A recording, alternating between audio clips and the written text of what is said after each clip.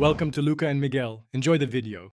You start by confirming you can access the PLDT router admin page.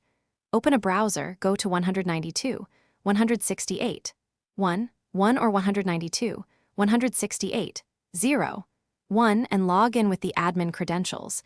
If you don't know them, check the sticker or ask the account owner. Once logged in, go to the device list or DHCP clients right away and locate the phone by name or MAC address. Make sure to copy the MAC exactly. You'll use it to block or remove the device in the next steps. You now perform the removal. On the device list, select the phone entry. Use the router's block, remove, or kick function. On some PLDT models, this appears as a checkbox, then an action button. If those options are absent, add the MAC to the blacklist or MAC filter and enable filtering. Once added, save and apply the settings.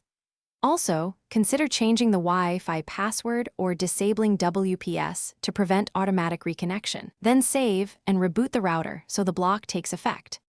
Finish by rebooting the PLDT router and checking the device list to confirm the phone is gone.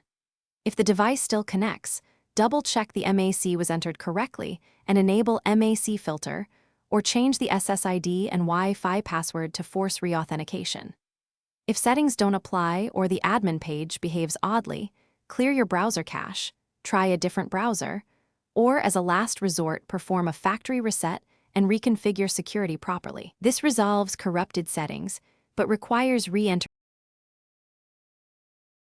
Thanks for watching and please subscribe. It's the best investment you'll ever make.